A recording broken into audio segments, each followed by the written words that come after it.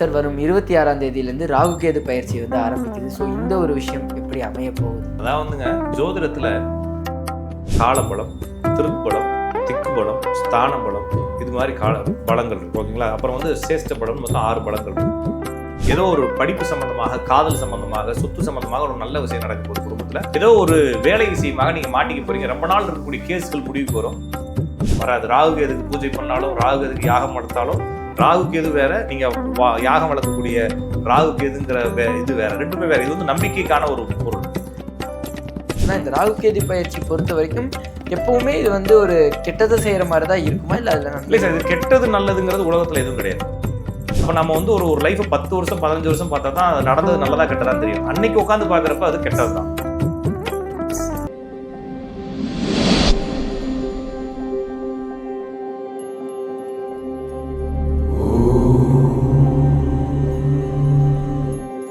வணக்கம், நீங்கள் பார்த்துட்டு இருக்கிறது டேக் ஒன் பக்தி. இன்னைக்கு என் கூட இருக்கிற ஒரு சிறப்பு விருந்தினர் யாரு அப்படின்னா, ஆஸ்ட்ராலஜர் ராஜநாடி கா பார்த்திபன் அவர்கள் தான் இருக்காங்க. அவர்கிட்ட தான் ஜோதிடம் சம்பந்தமா நிறைய விஷயங்கள் கேட்டு தெரிஞ்சுக்க போறோம்.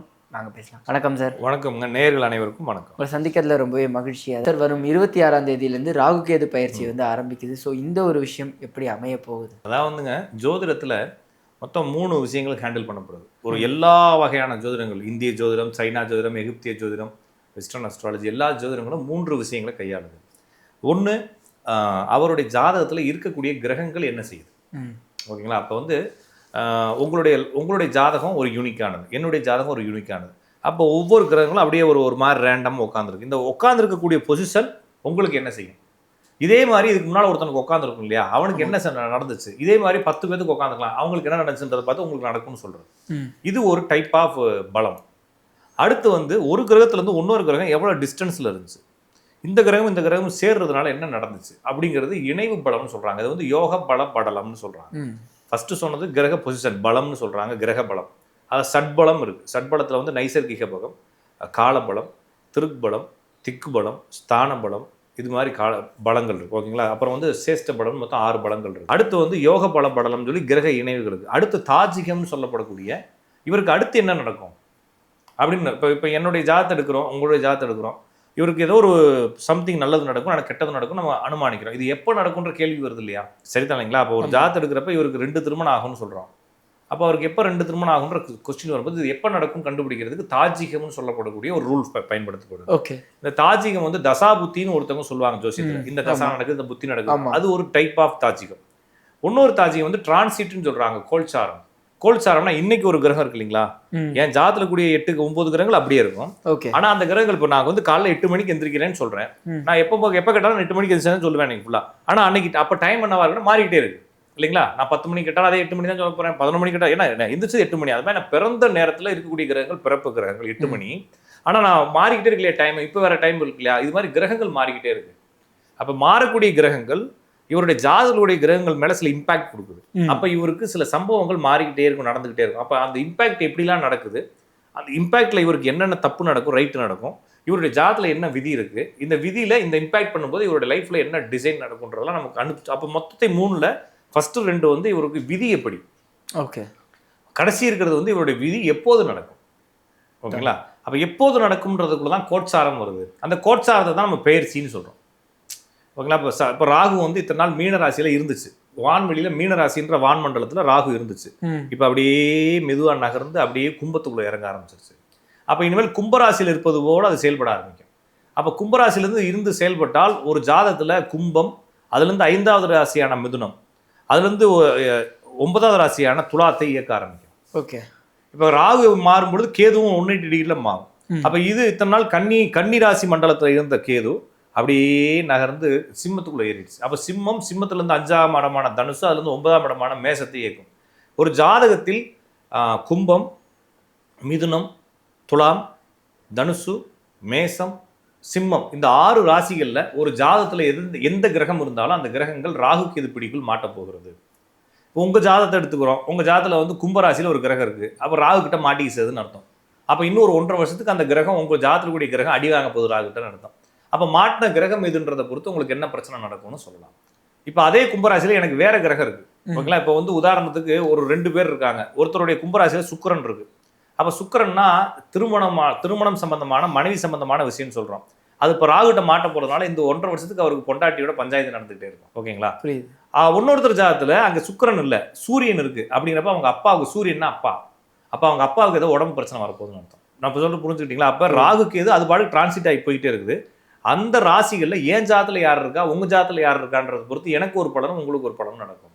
ஒருவேளை ஒருத்தனுக்கு 2 திருமணம் ஆகணும் விதி இருக்குன்னு வச்சுக்கோங்களேன், அவனுடைய சுக்கிரன் கும்பராசியில இப்ப இருக்குன்னு வச்சுக்கோங்களேன், இப்ப ராகு வந்து என்ன செய்ய போகுது, இந்த சுக்கிரனை என்ன செய்ய போகுது, போய் டிஸ்டர்ப் பண்ண போகுது. அப்ப இவங்க குடும்பத்துக்குள்ள பிரச்சனை வரப்போகுதுன்னு இருக்கா. இவனுக்கு ஆல்ரெடி 2 திருமணம் ஆகுன்றது விதி. அப்ப இப்பதான் அவனுக்கு அந்த குடும்ப பிரச்சனை வரப்போகுது. சார் உங்களுக்கு 2 திருமணத்துக்கான வேலை ஆரம்பிச்சு டிவோர்ஸ் வரைக்கும் கொண்டு போடலாம் சார், சண்டை போடாதீங்கன்னு நம்ம சொல்ல வேண்டியது. ஆனா நடக்குமானா கண்டிப்பா நடந்துரும்.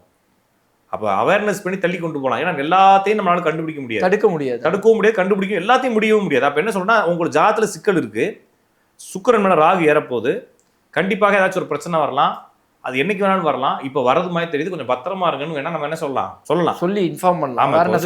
சிகரெட் பிடிச்சா கேன்சர் வரும் இல்லைங்களா? ஆமா. அப்ப ஊரெல்லாம் கேன்சர் பரவிக்கிட்டு இருக்கு, நீயும் சிகரெட் பிடிச்சிக்கிட்டு இருக்க, ஏற்கனவே கொரோனால பாதிக்கப்பட்டிருக்க லங்ஸ் வாங்கி கொஞ்சம் பத்திரமா இருன்னு சொல்றோம். அப்ப இப்ப சிகரெட் பிடிச்சா இன்னைக்கே கேன்சர் வந்துருமான்னு கேட்டா வரலாம், வராம கூட போகலாம். ஆனா என்னைக்காச்சும் ஒரு நாள் வந்து சேர்ந்துடும் இல்லைங்களா? அது போல இந்த கிரகங்கள் இங்க வரும்போது இந்த பிரச்சனை நடக்க போகுது. உங்களுக்கு ஆல்ரெடி அடி வாங்கியிருக்க ஜாதகம் இந்த டயத்துல நடக்கிறதுக்கான பாசிபிலிட்டிஸ் 80-90% இருக்குன்னு சொல்றோம். அப்ப சிலருக்கு நடந்துடும், சிலருக்கு நடக்காதுன்னா அடுத்த ரவுண்ட்ல அடிக்கும். அது புரிஞ்சுட்டா? அப்ப இது மாதிரி இந்த கோச்சாரங்களை வைத்து தாஜிகம்னு சொல்றோம். இது மாதிரி தான் புரிஞ்சுக்கிறோம். அப்ப இந்த ராகு என்பது இப்ப கும்பத்துக்கும் இப்ப சிம்மத்துக்கும் வந்திருக்கு இல்லையா? நான் சொல்லக்கூடிய 6 ராசிகள் என்ன ராசி நான் திருப்பி ரிப்பீட் பண்றேன். கும்பம், மிதுனம், துலாம், மேசம், தனுசு, சிம்மம். இந்த 6 ராசிகள், இந்த 6 ராசிகள் எதுன்றதை கூகுள் பண்ணிக்கங்க. வீடியோவில் பார்க்குறவங்க கூகுள் பண்ணிக்கிட்டு இந்த 6 ராசி கட்டம் எதுன்னு பார்த்துக்கிட்டு இந்த ராசிகளில் உங்கள் ஜாதத்தை எடுத்து வச்சுக்கிட்டு அதில் என்ன கிரகம் இருக்குன்னு பாருங்க. நான் சொல்றது புரிஞ்சுட்டீங்களா? அவங்க ஜாதத்தை எடுத்து வச்சுக்க வேண்டியது.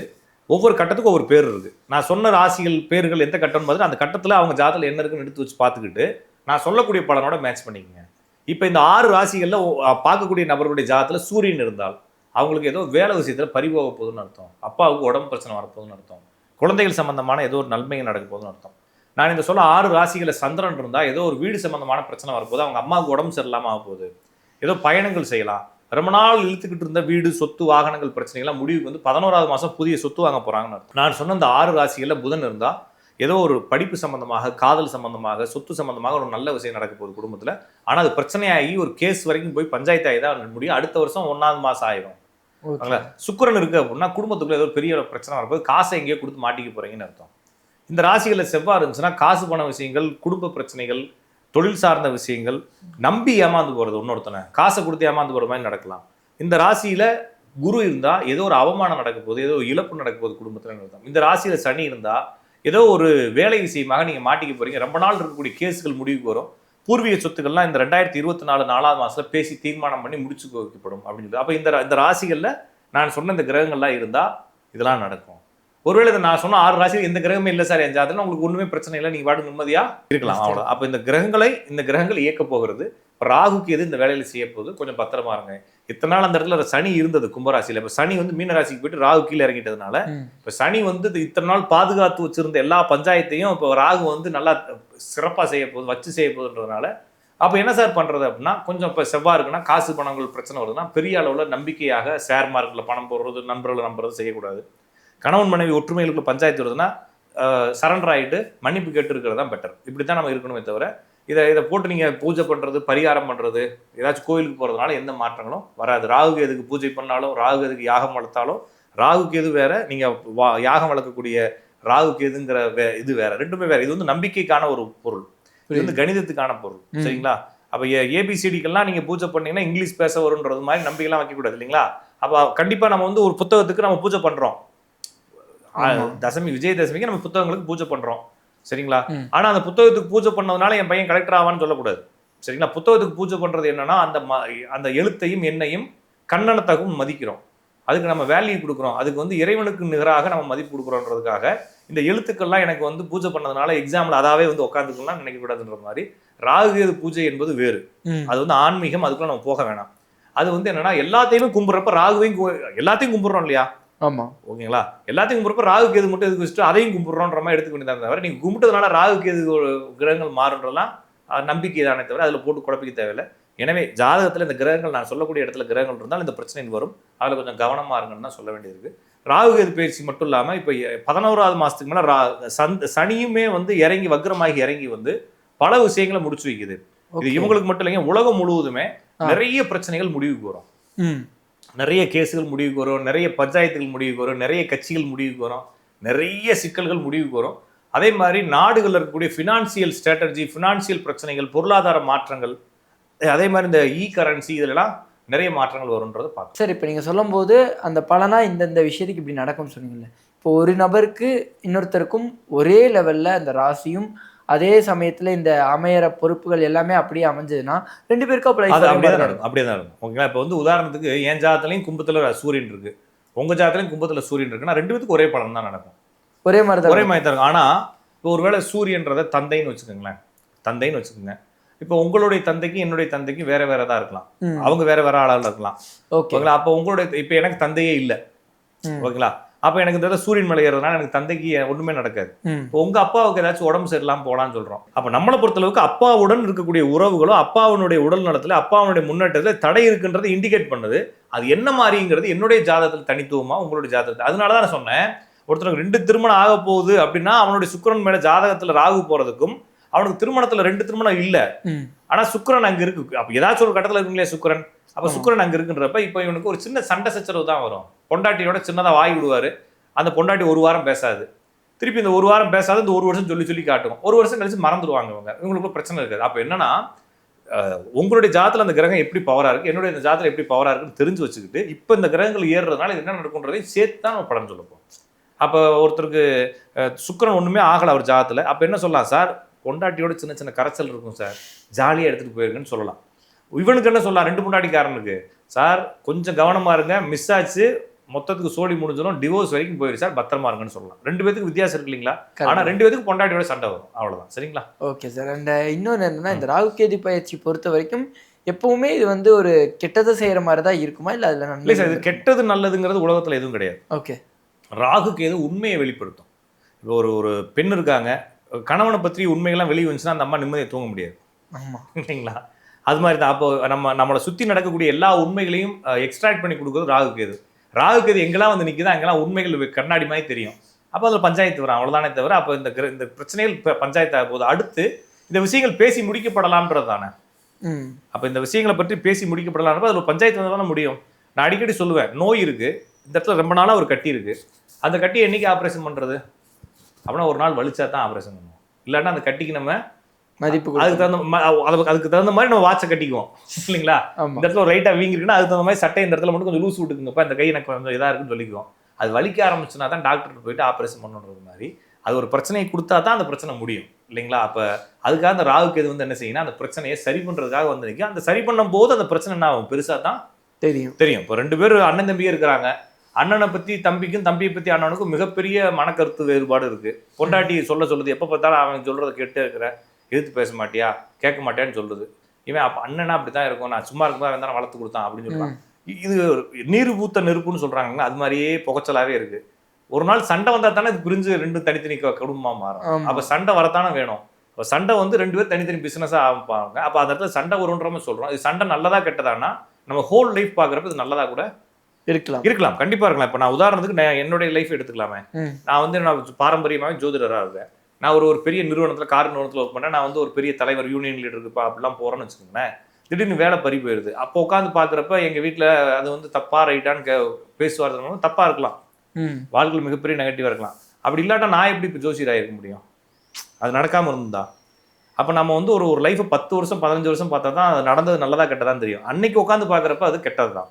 அப்போ நம்ம பார்க்க வேண்டியது என்னன்னா, இந்த இடத்துல இந்த ஒரு சம்பவத்தை எதிர்கொள்ளும் போது அது வலிக்குத்தானே செய்யும். ஊசி போடுறப்ப வலிக்குத்தான் செய்யும். அப்போ வலிக்குன்னு தான் சொல்லி டாக்டர் என்ன சொல்லுவார், சின்ன ஊசி வலிக்குன்னு சொல்லி தான் போடுவார். இது வந்து உங்களுக்கு எல்லா நோயும் குணப்படுத்தும் அப்படின்னு சொல்லிலாம் போட மாட்டார், இல்லைங்களா? சின்ன ஊசி வலிக்கும், பொறுத்துக்குன்னு சொல்லி நறுக்குன்னு குத்துவார். அது மாதிரி நம்மளும் ராகுக்கு ஒரு ஊசி குத்த போறாங்கன்னு சொல்றமே தவிர இந்த ஊசி நன்மையை ஏற்படுத்தலாம், அது பின்னால அது உங்களுக்கு இப்போ சொன்னா புரியாது.